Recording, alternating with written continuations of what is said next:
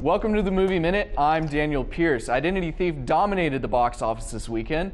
The road trip comedy starred Jason Bateman and Bridesmaids star Melissa McCarthy. But were these two... can I help you? Yeah, what are you doing?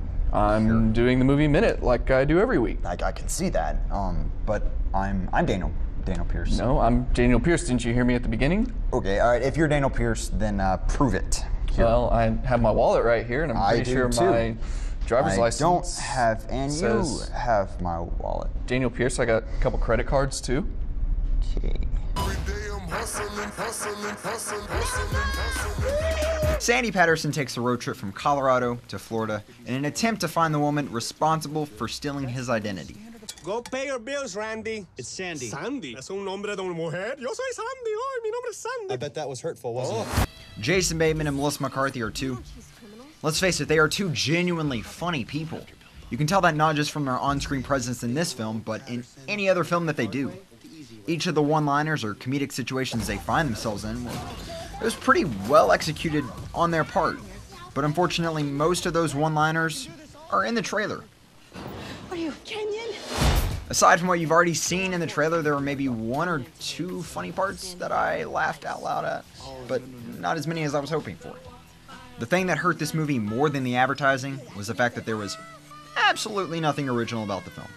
He has to find her, then get her, and then drive across country or something bad will happen. It had the same composure as, well, every other road trip comedy out there. And with these two comedy goldmines and a promising director, there should have been something original about this film. But unfortunately, this whole thing was one big identity theft.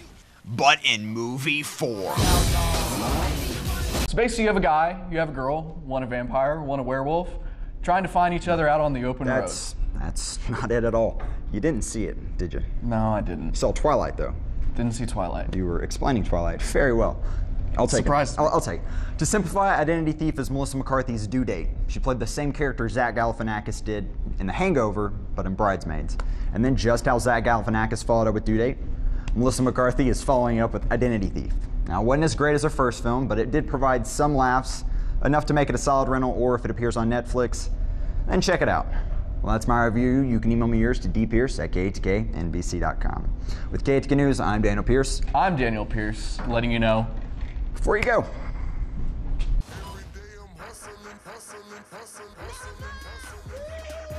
What do you do now? You go down, you go get her? Oh, no. She'd have to be standing right here to do you any good. That's the new standard of